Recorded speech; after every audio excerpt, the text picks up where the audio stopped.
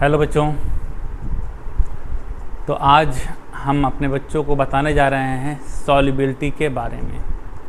Solubility किसे कहते हैं, आज इसकी छोटी सी जानकारी हम देते हैं। हम जानते हैं कि हमारे पास जो यूनिवर्सल सॉल्वेंट है वो आपका वाटर है और इसमें लगभग सभी चीज़ें जो है डिज़ोल्व हो जाती हैं। डिज़ोल्व होना और सॉल्युबिलिटी दो अलग चीज़ें हैं। घुल जाना, किसी भी रेशियो में घुल जाना, ये आपका डिज़ोल्व होना कहलाता है। लेकिन जब बात सॉल्युबिलिटी की आती है तो उसके लिए एक स्टैंडर्ड है। क्या स्टैंडर्ड है? 100 ग्राम सॉल्वेंट, 100 ग्राम सॉल्वेंट और एट अ गिवन टेम्परेचर, यानी जिस टेम्परेचर पे बात हो रही है उसी टेम्परेचर पे बात होगी। इसका मतलब है एट अ गिवन टेम्परेचर पर बात होगी, चाहे वो टेम्परेचर आपका मतलब अब कह सकते हैं कि एक फिक्स टेम्परेचर की बात कर लेते हैं। ठीक है, जो टेम्परेचर दिया हुआ है उस समय जो आपका डिज़ोल्व होगा। फॉर एग्ज़ाम्पल जैसे समझिएगा, आपका ये सॉल्युबिलिटी के बारे में अगर हम बात करें तो मेरे पास, मैंने कहा अभी आपसे कि एक स्टैंडर्ड हमारे पास है और वो स्टैंडर्ड कितना है? 100 ग्राम सॉल्वेंट। ये हमारा 100 ग्राम सॉल्वेंट है। इस 100 ग्राम सॉल्वेंट को सेचुरेट करने के लिए किसी सबस्टेंस का जितने ग्राम लगते हैं वो उस सबस्टेंस की सॉल्युबिलिटी कहलाती है। अब यहाँ पे सॉल्युबिलिटी इसकी नहीं है, जो सबस्टेंस डिज़ोल्व होगा उसका जो अमाउंट होता है वो सॉल्युबिलिटी कहलाती है। फॉर एग्ज़ाम्पल आप कुछ इस तरीके समझिए कि सपोज़ करिए कि मेरे पास आप एक सबस्टेंस ए है और इसका 50 ग्राम ये आपने ले लिया। ये आपका सल्यूट ए है और इसका 50 ग्राम आपने लिया और 50 ग्राम आपने इसे जब मिलाया तो ये मिलाने के बाद सेचुरेट कर जाता है। ये पूरा जो सॉल्यूशन है ये आपका सेचुरेट कर जाता है। अगर आपको सेचुरेशन और अनसेचुरेशन का लेक्चर देखना है तो इससे जस्ट पहले के लेक्चर जो है आप उसे देख सकते हैं। वहाँ पर आपको बताया गया है कि सेचुरेटेड और अनसेचुरेटेड किसे कहते हैं। ठीक है, तो अगर इसका 100 ग्राम सॉल्वेंट अगर है और इस 100 ग्राम को इसका 50 ग्राम सेचुरेट कर रहा है तो इस ए की सॉल्युबिलिटी जो है वो क्या होगी? 50 होगी। 50 ग्राम पर 100 gram of solvent at a given temperature, यानी आपके दिए गए टेम्परेचर पर, उसी टेम्परेचर, क्योंकि आपको पता ये बात है कि टेम्परेचर घटेगा या बढ़ेगा। टेम्परेचर जब बढ़ता है तो सॉल्युबिलिटी भी बढ़ती है।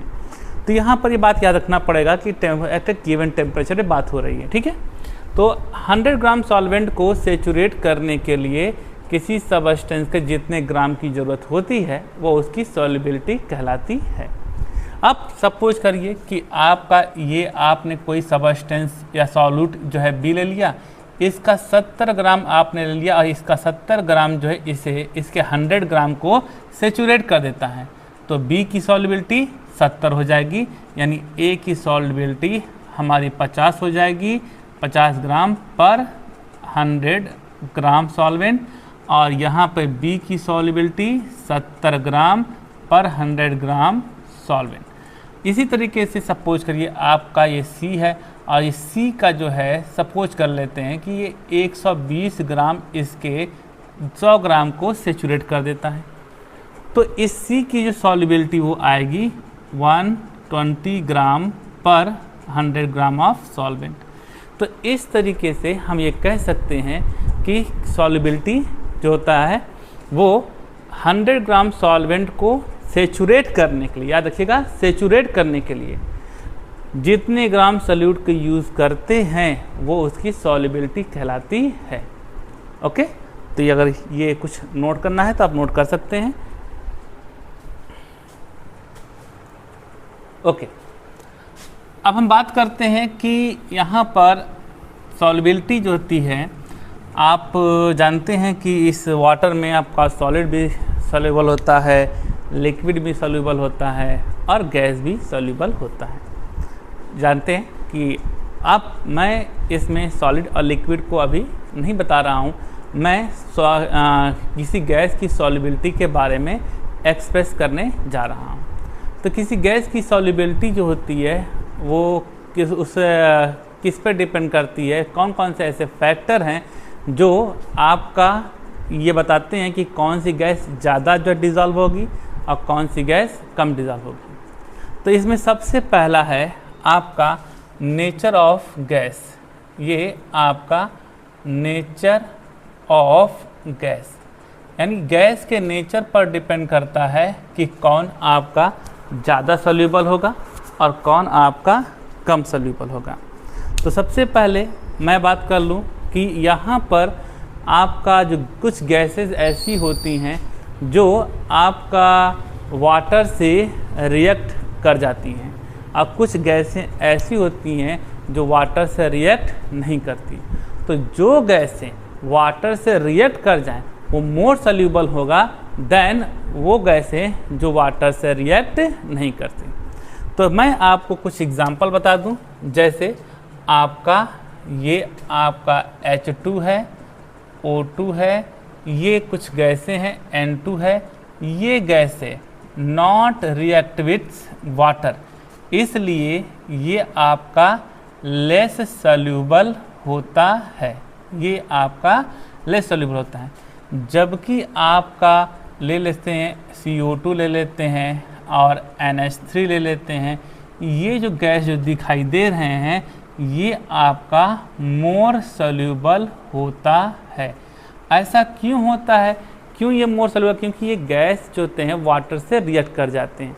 जैसे आपका ये H2CO H2O है और ये CO2 है, ये इससे रिएक्ट कर जाते हैं और इस तरीके से H2CO3 बना लेते हैं। और ये H2CO3 आपके जो है इस तरीके से आपका 2H पॉजिटिव और प्लस CO3 डबल नेगेटिव में ऑर्गेनाइज्ड हो जाते हैं और ये एसिड के फॉर्म में आ जाते हैं। ठीक है, इसी तरीके से आपका अमोनिया है। ये अमोनिया जो है वाटर से रिएक्ट कर जाता है और जब ये रिएक्ट करता है तो आपका NH4OH बनाता है, जो आपका NH4OH पॉजिटिव और प्लस OH नेगेटिव के फॉर्म में रहता है। तो जो गैसें वाटर से रिएक्ट कर जाती हैं, जो गैसें वाटर से रिएक्ट कर जाती हैं वो ज़्यादा सॉल्यूबल होती हैं। ठीक है, नोट करना है, नोट कर लीजिए प्लीज़।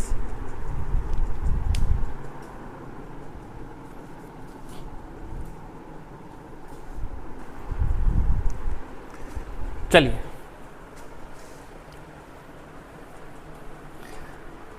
कुछ ऐसे भी जो है होते हैं। अब यहाँ पर नेचर ऑफ सॉल्वेंट, तो ये आपका आता है नेचर ऑफ सॉल्वेंट।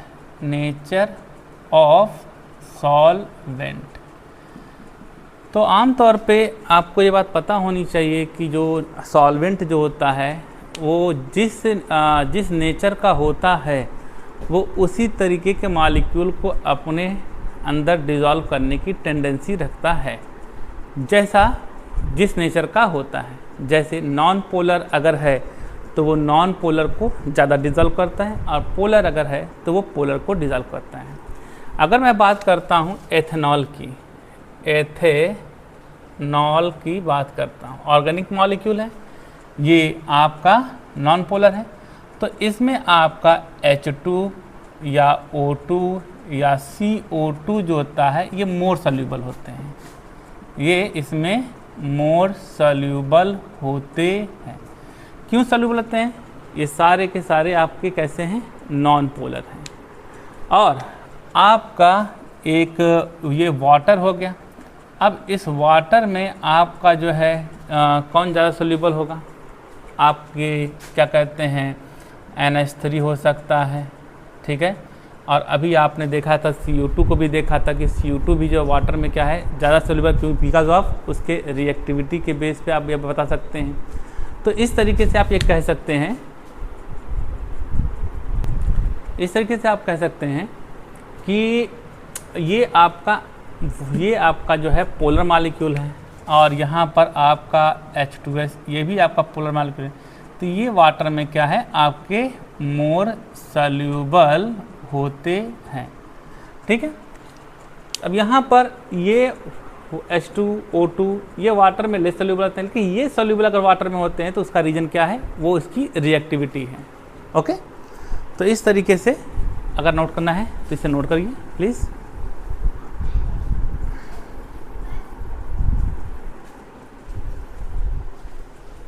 ओके, चलिए।